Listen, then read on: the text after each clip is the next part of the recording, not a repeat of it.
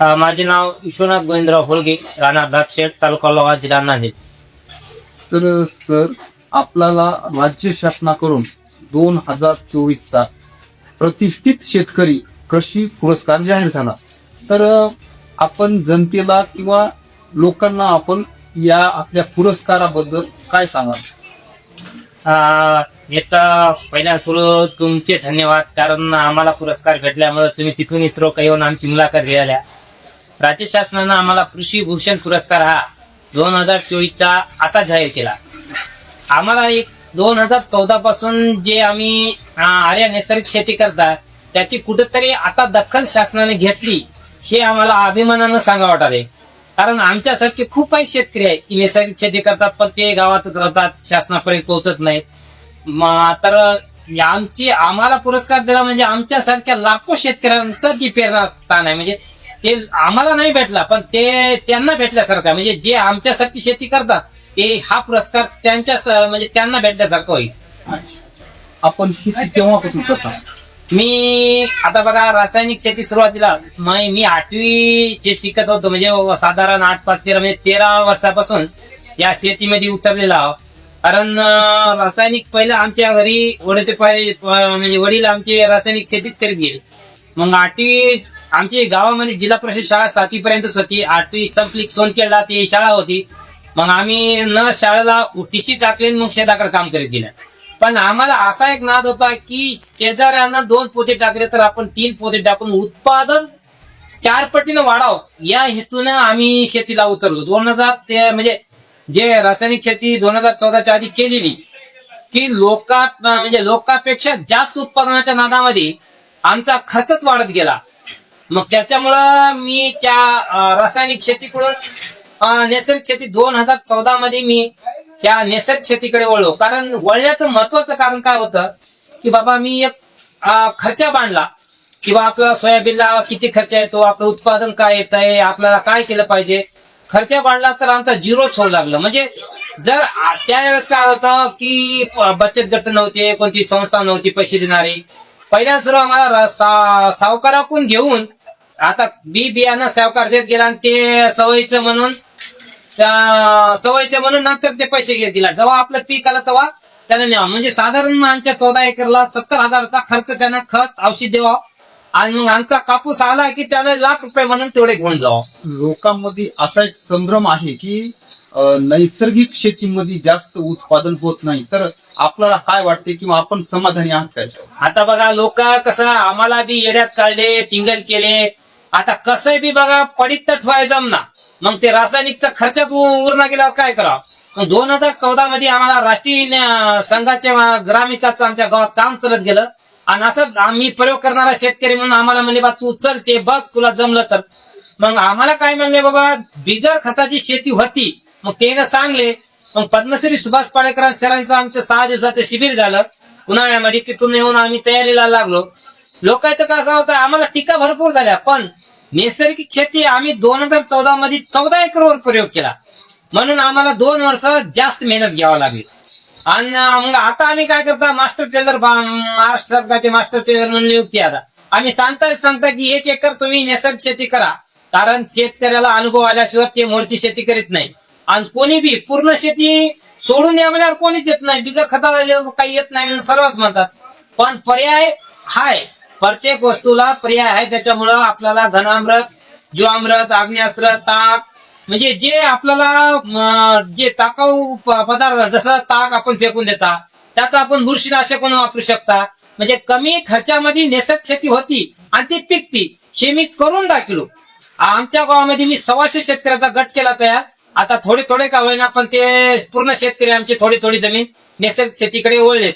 आता काही लोकांचं म्हणणं होतं की नैसर्गिक शेती पिकत नाही, पण 2 वर्ष मी 2014 एकरवर प्रयोग केल्यामुळं मला कसं झालं, कोण्या वरात कोणतं पीक येत आहे, काय नाही, काय करावं लागतं याचा जरा अनुभव कमी होता. पण जसं अनुभव आला तसं मला कळालं की कोणत्या जमिनीला कोणतं पीक येते आणि काय करावं लागते. आता मी गेल्या वर्षी नैसर्गिक शेतीमध्ये 1 एकरला 40 क्विंटलचं अवरेज हळदीचं काढलं. म्हणजे मी ठामपणे सांगतो की रासायनिक पेक्षा मी उत्पादन जास्त काढू शकतो. पण गावामध्ये कसं आहे, 10 एक लोक असे करतात की हायस्ट खर्च करतात आणि हायस्ट रेकॉर्ड करतात. पण साधारणचे 90% लोक जे उत्पादन करतात त्याच्यापेक्षा आमचं नैसर्गिक शेतीचं उत्पादन सर्वात जास्त निघते. सर आपल्याकडे शेती किती आहे? सर आम्ही एकत्र कुटुंब हा चौघ भाऊ हा कुटुंबामध्ये किती जण आहात? हा चौघ भाऊ हा चौघ भाऊ. हा. म्हणजे चौघ भाऊ मिळून तुम्ही 14 एकर शेती करता. हा. बरं, आपल्या शेतीमध्ये आपण कोणते कोणते पिकं घेतात? सर हो का आम्ही चौघ भाऊ हा पण जे शिकायला होते आता एक इंजिनियर म्हणजे नोकरीला आता बाहेरच्या तिन्ही बी. मी फक्त माझे आई वडील, माझी पत्नी, मी आणि माझी बहीण एवढेच आमची ही 14 एकरवर शेती सांभाळतात. आणि याच्यामध्ये हळद, गावरान साळ, म्हणजे उडीद मूग सर्वच उडीद मूग तूर, चना, समजा डाळी आणि जे तुमचं गहू, टाळकी ज्वारी, पिवळी ज्वारी, फक्त कापूस सोडून पूर्णच घेता. आणि भाजीपाला 28 प्रकारचा भाजीपाला घेता आम्ही. अच्छा अच्छा अच्छा. मग भाजीपाला मार्केटमध्ये कुठं विकतात? कसं आहे राष्ट्रीय संघाने आम्हाला 2017 मध्ये चिखलवाडी कॉर्नर येथे एक स्टॉल लावून दिला. म्हणजे 5-6 शेतकऱ्यामध्ये एक स्टॉल चालते.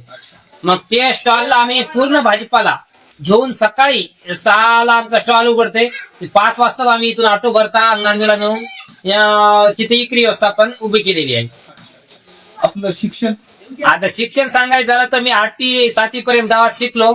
8वीला संस्थेला टीसी टाकली आणि ते शेती करीत करीत मी 12वी काढली. 12वी पर्यंत शिक्षण झाले.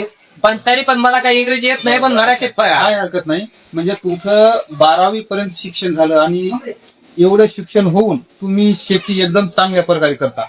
बरं सर, आपल्याला या शेतीच्या आपल्या वर्क मध्ये खूप काही पुरस्कार जाहीर झाले, तर आतापर्यंत काय काय पुरस्कार भेटले तुम्हाला? हो काय आता कसं आहे या नैसर्गिक शेतीमध्ये जर आपण गावातच म्हणजे शेतातच काम केलं तर मग शेतात केल्यावर आपल्या मार्केट मिळत नाही. मग काहीतरी करायला पाहिजे म्हणलो. म्हणजे आमचे तालुका प्रशाधी ज्या कार्य त्यावेळेस आम्हाला अरुण घुमनवाड साहेब होते. त्या अरुण घुमनवाड साहेबांनी इतकी मदत केली की त्यानं आम्हाला कुठं कार्यक्रम लागला की शोना थोडगे यांची शेती चांगली आहे त्या पाहायला चला, कलेक्टर साहेबाला घेऊन यावं, तिथून जाहिरात व्हावं, कृषी महोत्सव लागावं, तिथं आम्हाला जिल्हा स्तरावर अवॉर्ड द्यावा, बाबा नैसर्गिक शेती करणारा शेतकरी फार हे आहे. त्यामुळं एक एक अवॉर्ड आम्हाला भेटत गेले.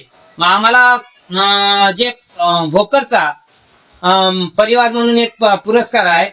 भोकरच्या लोकांनी आम्हाला पहिला पुरस्कार देणे सेवाबाई पुरस्कार म्हणून 11,000 रुपयाचा पहिला पुरस्कार आम्हाला भोकरच्या लोकांनी दिला.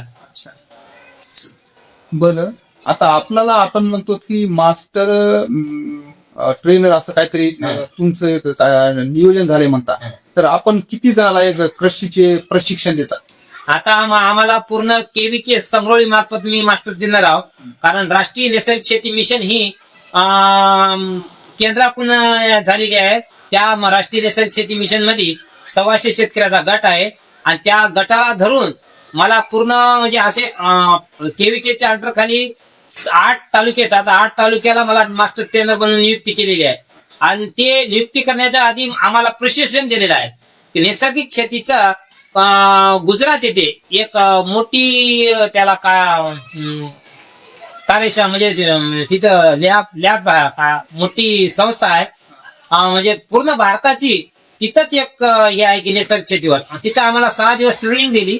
तिथून आमची नियुक्ती केली केंद्र सरकार मार्फत मास्टर ट्रेनर म्हणून. तर हे नैसर्गिक शेती आणि नैसर्गिक पीक आणि नैसर्गिक पालेभाज्या हे मनुष्याच्या आरोग्याला चांगले असतात, बरोबर आहे? हो. तर आपण याविषयी नैसर्गिक आपण शेती करताना आपण जनतेला काय सांगा? मी जनतेला एक आवाहन करतो की आता काय झालं या रासायनिक खतानं औषधानं इतके कॅन्सर आणि आजार म्हणजे कॅन्सर, तुमचं रक्तदाब, झटका हे बिमाऱ्या इतक्या वाढल्यात की पूर्ण केमिकलमुळे झालेलं आहे.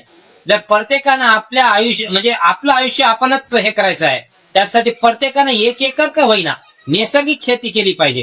काय करते शेतकरी की पहिल्या सुरू आता साधारण वांगे लावले की 1 महिना औषधं क्रोजन मारून मारून त्या वांग्याला फळ आणते आणि पहिल्या सुरू आपलं घरातल्यालाच खाऊ घालते. 4च फळ लागले की घरी आणते आणि पहिली भाजी आपणच खाते. म्हणजे समजा केमिकल आपणच करा आणि आपल्याच घरच्याला खाऊ घाला शी झालेलं.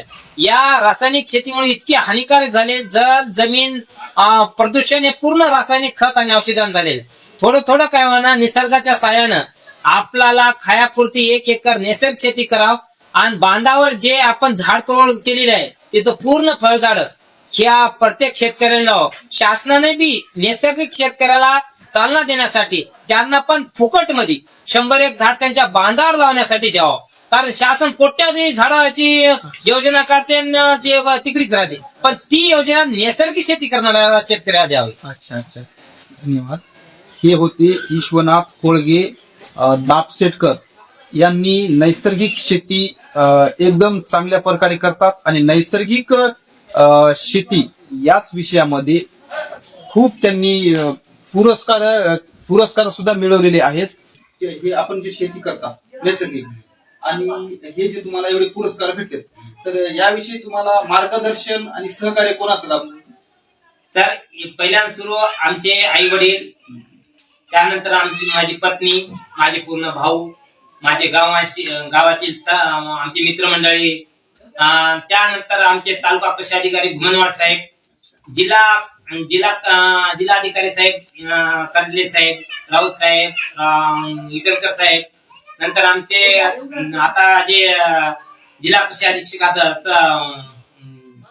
दत्तकुमार कळसाहेब साहेब, पुन्हा पूर्ण कृषी विभागानं आम्हाला वेळोवेळी मदत केलेली आहे आणि राष्ट्रीय संघाच्या मार्फत त्याने पण आम्हाला एक व्यवस्थापन उभा करून देऊन या शेतीकडे वळण्यासाठी त्याने पण मदत केलेली आहे. गावात कोणाचं सहकार्य?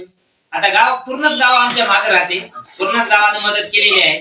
आता 100 लोक माझ्या पाठीमागच राहतात, कुठे गेले तरी ते शेतकरी तयारच राहतात. कृषीचे पुरस्कार मिळाले, हो. तर त्याच्यापैकी हे मिळालं, हे कशा? हे नांदेड जिल्ह्याच्या कृषी महोत्सवामध्ये उत्कृष्ट शेतकरी म्हणून पुरस्कार मिळालेला आहे. हा मिलेट मध्ये विभागीय स्तरावर 2024चा विभागीय स्तरावर मिलेट मधून पुरस्कार मिळालेला आहे. हा शिवा समर्पण परिवार भोकर पहिला पुरस्कार हा 2022 मध्ये मी केलतो 2014 पासून, पण पुरस्कार भेटला 2022 पासून. याने 11,000 रोख रक्कम आणि हे मान चिन्ह दिलेलं आहे त्यांच्या. पुन्हा हे अग्रवनचा प्रगत शेतकरी म्हणून अग्रवनचा पुरस्कार भेटलेला आहे. आणि हे आम्हाला भारत सरकारचं विशेष अतिथी 26 जानेवारी रोजी आम्हाला दिल्ली येथे नवरा बायकोला दोघांना पती आणि दोघांना आम्हाला तिथं बोलेल, तर शिवराज सिंग चौहानच्या हाताने आम्हाला हे विशेष अतिथी म्हणून 26 जानेवारी 2026 ला आम्हाला तिथं बोलून आम्हाला हे दिलेलं आहे, ट्रॉफी दिलेली आहे, पुरस्कार दिलेला आहे. हे हिंगोलीचा आहे, कृषी फाउंडेशन पुरस्कार म्हणून हिंगोलीचा आहे. हे कृषी धान्य महोत्सव म्हणून नांदेडचा उत्कृष्ट शेतकरी म्हणून पुरस्कार दिलेला आहे. हे आपला आउटगो हे 9 राज्यातून निवडून आम्हाला नैसर्गिक शेती करतो म्हणून हा पुरस्कार दिलेला आहे. हे आपल्याला जिल्हा परिषदचा कृषी विभागाचा जिल्हा परिषद शंकरराव चव्हाण कृषीनिष्ठ शेतकरी म्हणून पुरस्कार दिलेला आहे. हे राष्ट्रीय युवा संघटनेचा पुरस्कार दिलेला आहे, शिवा संघटना. हे जीवन गौरव पुरस्कार म्हणून आम्हाला नांदेडला पापटवार यांनी दिलेला आहे.